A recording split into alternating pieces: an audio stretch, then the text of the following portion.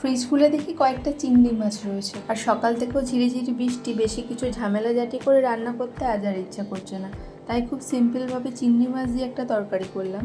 বেশি সবজি কাটা বা মশলাপাতি বাটারও ঝামেলা নেই, তাই আজকে এটাই করলাম খুব সহজভাবে। চিংড়ি মাছটাকে প্রথমে একটু নুন, হলুদ আর লঙ্কার গুঁড়ো দিয়ে মেখে রেখে দিলাম। 5 মিনিটের জন্য সরিয়ে ঢাকা দিয়ে রাখলাম। ততক্ষণে আলুটাকেও এবার কেটে নিলাম। আলুর পরিমাণটা কিন্তু এখানে খুব বেশি দেওয়া যাবে না। 300 গ্রাম চিংড়ি মাছের জন্য আমি 1.5 আলু নিলাম। আসলে ছোট আলু খুঁজে খুঁজে পেলাম না আলুর ঝুড়িতে। আর পেঁয়াজও মিডিয়াম সাইজের 2টো। আলুটাকে একটু মোটা করে কেটেছি।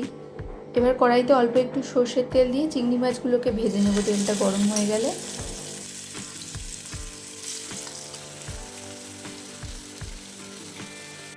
খুব বেশি ভাজতে লাগবে না, চিংড়ি মাছ এমনি তাড়াতাড়ি সেদ্ধ হয়ে যায়। ভাজা হয়ে গেছে, এবার চিংড়ি মাছটাকে উঠিয়ে নিলাম। কিন্তু এখানে আমার একটা ভুল হয়ে গেছে, তেলটা একটু বেশি দিয়ে দিয়েছি। তাই একটা আলাদা বাটিতে তুলে রাখলাম, এই রান্নাতেই আবার দিয়ে দেবো। এবার কড়াইতে পরিমাণ মতো সর্ষের তেল দিয়ে ওই কেটে রাখা আলুর টুকরোগুলোকে একটু সময় নিয়ে ঢাকা দিয়ে দিয়ে ভেজে নেব। 5 মিনিট মতো ভাজার পর আলুটা প্রায় 60% নরম হয়ে গেছে। এবার ঠিক এই সময় আমি কুচিয়ে রাখা পেঁয়াজ দুটোকেও দিয়ে দিলাম। পেঁয়াজটা দেওয়ার পর আরও 2 মিনিট আলুর সাথে ভেজে নিয়ে তারপর স্বাদ মতো নুন দিয়ে দিলাম।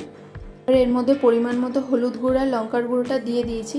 তখন ক্যামেরাটা অফ হয়ে গেছিলো, তাই তোমাদেরকে আবার দেখিয়ে দিলাম। এবার আবার একটু ভেজে নিয়ে জল দিয়ে দেবো। এবার ভালো করে ফুটে উঠলে স্বাদটাকে ব্যালেন্স করার জন্য খুব সামান্য একটু চিনি দিয়ে দিয়ে ঢাকা দিয়ে রান্না করে নিয়েছি।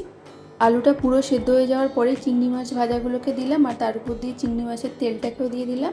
এবার কয়েকটা কাঁচা লঙ্কা ছড়িয়ে 3-4 মিনিটের জন্য ঢাকা দিয়ে রান্না করলেই রেডি হয়ে যাবে।